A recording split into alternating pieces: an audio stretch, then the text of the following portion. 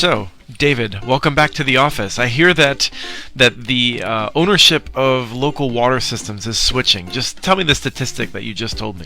Well, over the last century, the late 19th century, 85% of all water and sewer utilities were owned by the private sector.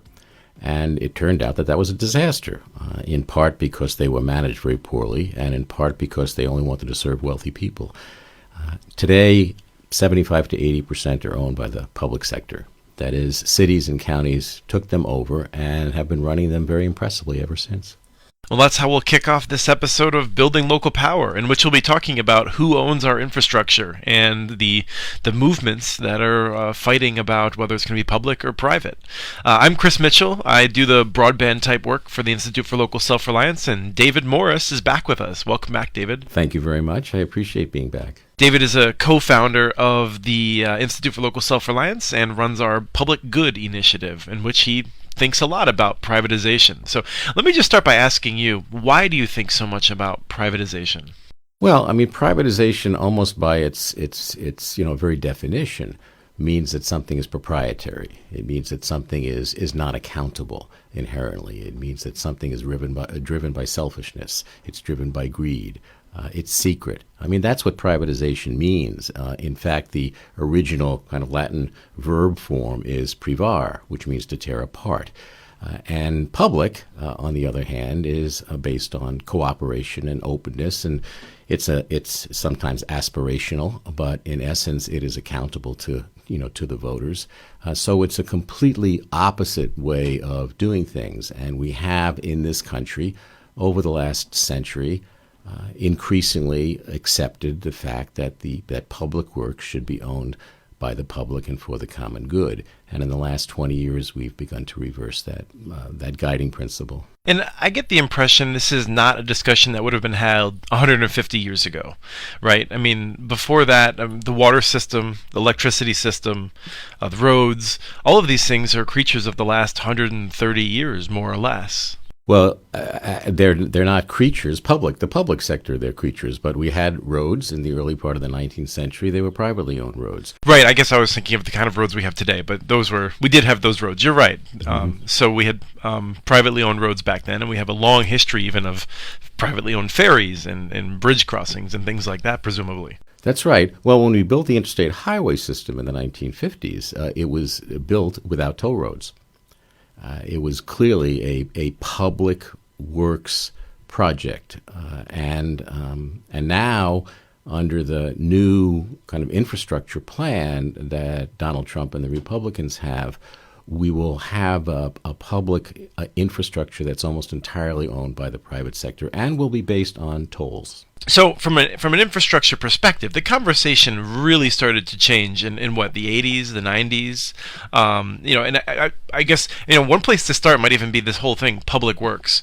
In my lifetime, I never really knew what public works was because I came of age at a time in which that term fell out of fashion. And I think the Clinton administration really popularized this term infrastructure.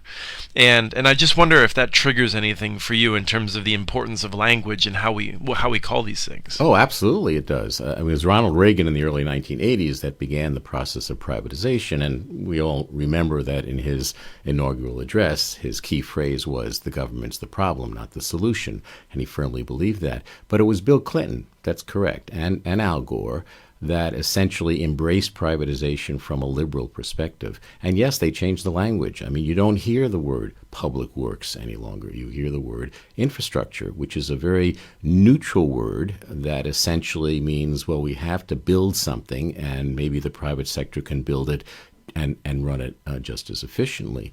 Whereas the word public works says we have to build something for the common good, whether it's a park, whether it's a school, whether it's a road, whether it's a sewer system, and therefore it has to be structured and organized in certain ways. The construction itself is the same. You'll be using the same materials, the same technology. It'll be occupying the same place. But who will be accountable to and who it will be owned by are very different. The idea of who it's accountable to, I think, is really important. But I think we can come back to that. But one of the things that always rises to the top in privatization is the motivation of those who claim they're just supporting privatization because it will be more efficient and less costly.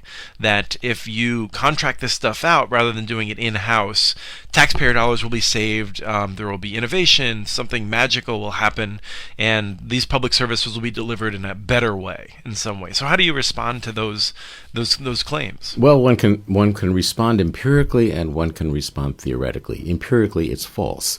Empirically, the studies that have been done indicate that the private sector, when it runs things like waterworks and sewer works, charges more than the public sector. And when the public sector takes back, as it has in a number of cases, their water system or the sewer system, the prices go down. So that's empirically. Theoretically, it makes sense that happens. It makes sense because the private sector, especially if it's private equity, which is sort of a new phenomena in the public works field, private equity has a return of 8 to 18% that they require. So you have this enormous profit requirement. The private sector borrows money at 1.5 to 2 times the cost of money to the public sector, and so you would expect that it would be more costly, all things considered. So, and as for innovative, well, you don't really find an enormous amount of innovation from the private sector. You don't find an enormous amount of innovation from the public sector as it is. And I think that we would all agree that if you're going to have any innovation or cost reduction, it would come from competition. And the thing about public works is that almost always they're monopolies. And in fact, when you sign a privatization agreement with one of these firms, you often guarantee them a revenue flow, and you put in a non-compete clause, which means if I, as an investor, build a road, under the contract, the state cannot build another road that competes with my road. It's astonishing. So, in terms of competition, it's not going to be the motivating factor for them to keep their costs down or for them to innovate. But one thing that they do is they pay a lot less, right? I mean, this is one of the sources, I think, of the claims that the private sector may be more efficient, is that they will take a person who is getting a perhaps living wage, a wage that is above the norm in the private sector, who's working for the public sector. They will fire that person. They will replace them with someone who will work for less. And that's a dynamic that they will point to in terms of their cost savings and also fewer benefits and things like that. Is that right? Yes, that's correct. And there's 2 responses to that. I mean, one is a response from the public perspective, which is that those employees of the local infrastructure works or public works are local people. They're local residents. They're our neighbors. And are we essentially saying, well, now you're paid a living wage, but we want to pay 3 cents less, per month on our water bill, and therefore we're going to force you into a lower wage and maybe into foreclosure and delinquency, and the like. I don't think if people put that to a vote that they would want that to happen. The second thing that happens is that you get worse employees.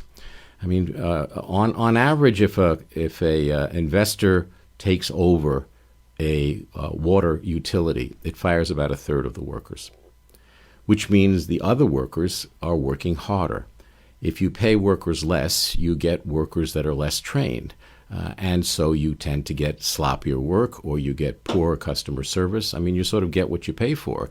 So either from a kind of moral perspective, if you will, or from a customer service perspective, it's very harmful. Do you have any examples that come to mind from where a community has engaged in privatization and then regretted its decision, and turned around and come back to hire those people back and make it public again? Well, Evansville, Indiana, Durham County, North Carolina, Gary, Indiana, Houston, Texas, Atlanta, all of those sold essentially their water utilities or sewer utilities, and then they bought them back and they lowered their prices. So and it's not we don't have a word. We have a word for nationalization, but we don't have a word when a city takes back its public works. But Europeans have. I mean, nationwide, it is called the remunicipalization movement, and that makes sense because we're talking essentially about a local movement. Right, and actually we're seeing this in Boulder, and our colleague John Farrell's written about that. And actually, you're right. Municipalization is the word that they use in the case there with the electric utility. Here in Minneapolis, we've seen this with the IT services for the city of Minneapolis, which they thought would be better privatized. And then I believe that one of the things that they realized afterward was the different incentives. When you're a private company running a help desk, your incentive is to get the person that's calling you to hang up. It's not necessarily to solve their problem. It's to get them to hang up. And if you're a local government with a problem and your help desk has an incentive of just trying to get you to hang up, that's not a very good situation to be in. No, it's not. Now, the public sector is responsible too here. I mean, I said, earlier that if you have a public works, it's accountable. It is accountable. But who is it accountable to? Because it turns out that if you raise my water rates, I throw you out of office.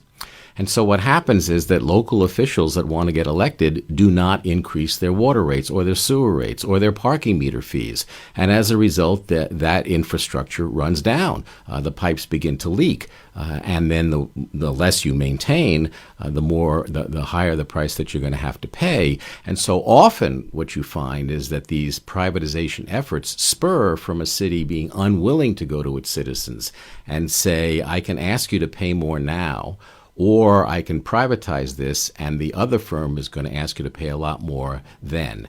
And they've been very reticent to do that. So, it works both ways. The public sector can borrow money at a longer term at a much lower rate. The public sector knows what's going on locally. The public sector is accountable, but the public sector, it turns out, is a coward. And that elected officials are not willing to go to people and say, look, we need to maintain this system. The best example was the parking meters in Chicago. The parking meters in Chicago were such that they were run down. I can't remember, 20, 30% of them didn't even work. And so they sold them. And because they wouldn't raise the parking meter fee. And they sold them, and the fees literally overnight tripled. But it wasn't the responsibility of the city anymore. You want to yell, you yell at that investor, yell at the bank that now owns it.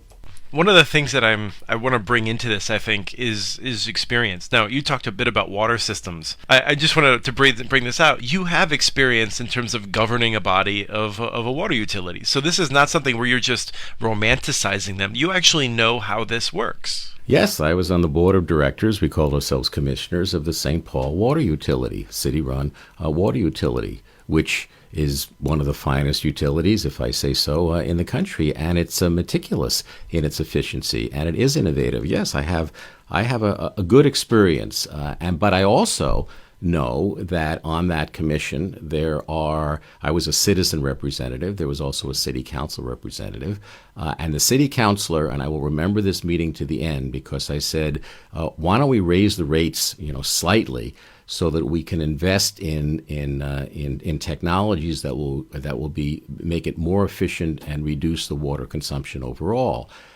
And the city council said, once we raised the rate a penny, and I got phone calls. A penny, and I got phone calls. It's interesting that you make that point because I'm a St. Paul resident. Own a house in St. Paul. I say I own a house. I love that. I own my house, the one house that I live in and that I own. Right, my wife and I. Our water bill is so low. I mean, it's just astonishing to me, frankly, how. And I don't want to say anything negative about people who are in very tough circumstances and paying their bills. But when you look at the value of getting unlimited free water, fresh water into your home, the amount that my wife and I pay is just, I can't believe how little it is, frankly. And I think that's a credit to how well it's run. But one of the things that I think some people point to is where it's not working as well, where they have a utility and they would like to change it and they feel it's not accountable, but maybe they're a minority at the ballot box. People are voting on different issues and things like that. And so I think that there are times where people have this frustration. They just feel like it's not as accountable as they want it to be. Well, I think that's true. I mean, very few people like government. We hate the national government. We're not quite sure about the state government. We tend to like the local government, but we always have complaints. And we need a process by which those complaints are considered and dealt with. And if they're correct, that there are corrections that occur. You do have bureaucracy at the local level. So yes, but the question then is, Whether the solution to that is to make changes internally, or is the solution to that giving up control of the system? And I think that the evidence is that giving up control of the system means that the next time you want to complain, you're complaining to the Suez, literally the Suez, water company, which now owns your system. And good luck to you. Well, and I think that raises a final point that I want to make sure that we make, and that is the impact of this when you have not just private ownership, but this is generally absentee private ownership, right? We're talking about, it's not like all these cities have their own private company with a guy who lives in this city or a woman who lives in this city owns it. We're talking about massive multinational corporations in many cases. I mean, in my business in broadband, we talk about how frustrating it is that money that I pay on my bill leaves my community and goes to Philadelphia. Here we might be talking about money that's going to Germany or anywhere else in the world. So there's a real impact on local dollars because these are utilities. Everyone's paying into this. If the money's leaving the community, that's kind of a big deal. Well, it is a big deal. And now what we're seeing is these private profit-making companies are giving way to private equity firms. Private equity firms are a strange little beast, and they could care less about your community. Private profit-making firms might be in there for 5 years, 10 years, 20 years. Private equity firms want to flip it. And so they will come in and they will own it, and within a few years they will sell it. So they're not there for the long run at all, and that's a problem. Right. I think that the Republican, because I think it's not just Donald Trump, the Republican proposal for infrastructure financing is a very serious change in American historical strategies. There was a time in the 60s and the 70s where if you wanted to build a sewer system, the government paid 90% of it. The federal government paid 90% of it. Then they paid 50% of it. Then they paid 20% of it. But they understood that they would come in to make grants to cities. Now, the current privatization proposal is that a private firm would put up 20% of the money as equity, 80% would be borrowed, and the federal government would give them an 80% tax credit against that 20% that they had put down. Now, governments can't use tax credits. So, in essence, this means that this is going to be privately owned. The public sector could build it themselves, but they're not going to get any incentives to build it themselves. And that means that you could end up with, literally a majority, maybe even a vast majority in certain sectors of our public works programs becoming private works programs. So I've seen a lot of head scratching over this because it might make sense if it was 50 years ago and we were building out brand new things, but it's not like we're going to build a new bypass around the Twin Cities. It's not like, we're going to build a whole new water system. And there's a lot of the infrastructure spending we need in this country is on updating existing things. Do you have a sense of how this is going to interact? Because I don't get the sense that these investors are looking to just invest in the St. Paul water system. They're trying to build something new that they can then extract maximum profits from. They do want to just invest in the St. Paul. These are sunk investments, and why not buy them? In Missoula, Montana, which is, by the way, because of a quirk of historical circumstances, the only city that doesn't own its own water company, a group bought it for, I think it was $30 million and sold it for $300 million about 10 years later. I mean, there's enormous profit to be made from flipping, these types of investments. So this money that's going to be made available, you're saying it's going to be buying existing systems and maybe a promise to upgrade them, but So in order for St. Paul to figure out how we're going to benefit from this infrastructure package if it rolls forward, we have to figure out what to sell off, basically? Oh, you don't. Yes, that's right. Exactly. If it wants to benefit from it. I mean, what you have often in these privatization agreements is that you sell it, and then the investors give you being the city government, $50 million, $100 million, $200 million up front. Now, upfront is a wonderful thing from a city government, especially if you happen to be a city councilor who's going to only be in office for 2 years. And so you take that money and you use it to pay down your debt. Your credit rating tends to be, increased, and suddenly then the rates increase and everybody is screaming at the private company. But it's upfront money that is what makes local government salivate about this. And under these, 80% tax credit, you could certainly have a lot of upfront money that is paid to, well, let's call it a bribe, to city officials. Now, often, if they're put up for a vote by the citizens, call them customers, if you will, they reject it. New Jersey just changed their law. Illinois, Pennsylvania, just in the last 3 years, they've changed their law so that they can bypass a vote on this by the local citizenry. I mean, so we're talking about something here which is not popular by the local citizenry, and we're now talking about a federal program which is a massive subsidization, but only to privately owned infrastructure. Wow. Well, it's a sobering thought, but I'm hoping that you have a reading suggestion which will be more entertaining, enlightening, positive, leaving us with a little bit more hope than perhaps we're standing at the ebb of this conversation right now. Yes, and it has nothing whatsoever to do with infrastructure or public works. I thought people might be interested in a book called Sapiens by Yuval Harari, an Israeli writer. It's an astonishing book, and it's a book that goes from prehistory to post-human, if you will. And he essentially traces the development of humanity and makes these insights that are remarkable. And so I recommend it to people. For example, he talked about how 100,000 years ago, there were several human species. There was Erectus, there was Neanderthal, there was of course Homo sapiens, right? So there's a bunch of us really running around, right? And that we had the same brain, size, and the like. And 100,000 years ago, the sapiens in East Africa tried to invade or tried to migrate into the Middle East, where the Neanderthals already were, and got the crap beat out of them. 30,000 years later, the sapiens migrated again and destroyed the Neanderthals and then took over the world. And the question is, how did that happen? What happened? And according to Harari, he said that it's that language, certainly, the development of language, and the development of cognitive ability, but the essence of that was the development of gossip.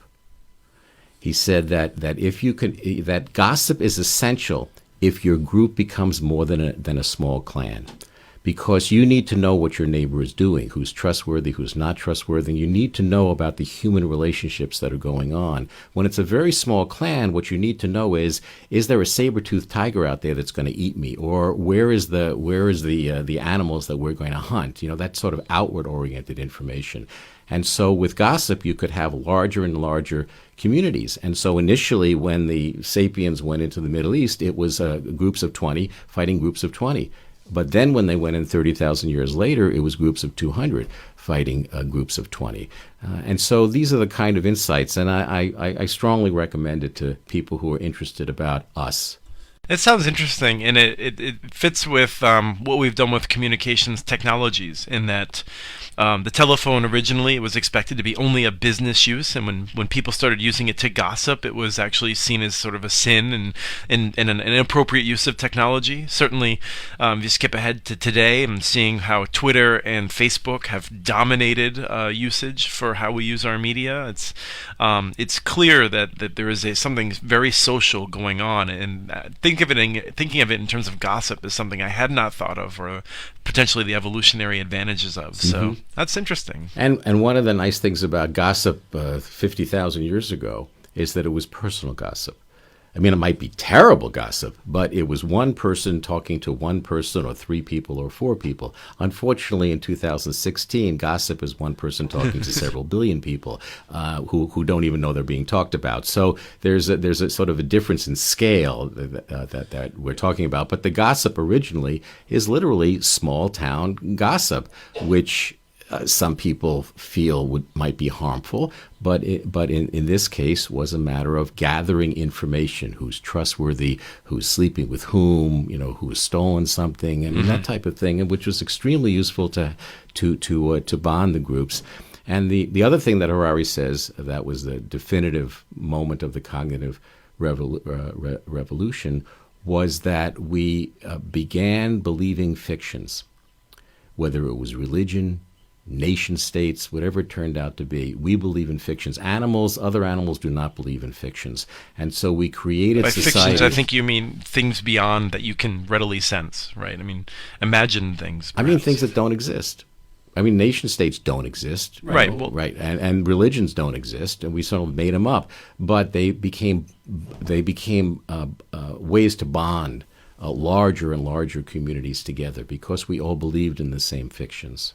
Right. And in some ways, it's actually, it's almost creating something through shared belief.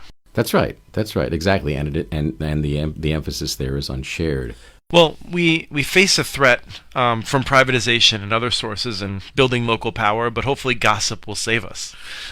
Well, if people gossip sufficiently, I think that it might very well save us. I mean, we need, you had started by saying that the people who are in favor of privatization essentially say the private sector is more efficient than the public sector, it's more innovative than the public sector, and why don't we let them do it?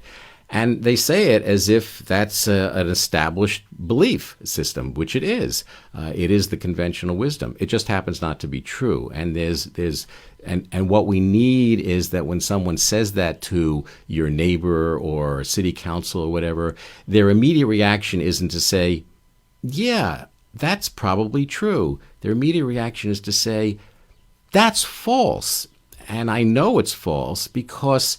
How could you borrow money at 1.5 to 2 times the cost? And how can you have a profit of 10% when we don't need a profit of it and end up delivering it to us more cheaply? That doesn't make sense. You're going to have to prove yourself to me. I'm just not going to accept it as an article of faith. Well, I think this always comes down to, in my mind, the underpants gnomes of South Park, and I'll leave that as an exercise for people to find out what I mean by that. But the underwear gnomes have a 3-stage process for profiting, and I think the uncertainty that's in the middle stage is worth looking into for people who are unfamiliar with it. And judging from your look, you're one of them. So thank you, everyone, for joining us. This has been another episode of Building Local Power. And please check us back in 2 weeks when we're back with another discussion. That was David Morris, co-founder of the Institute for Local Self-Reliance, who now heads up our Public Good Initiative. He and Christopher, director of the Community Broadband Initiative at the Institute, were discussing privatization of infrastructure and traditionally public services. This was episode number 9 of the Building Local Power podcast. Check out more of David's articles and interviews at ilsr.org's Public Good Initiative. We encourage you to subscribe to the podcast and all of our other podcasts on iTunes, Stitcher, or wherever else you get your podcasts. Never miss out on our original research by also subscribing to our monthly newsletter, also available at ilsr.org.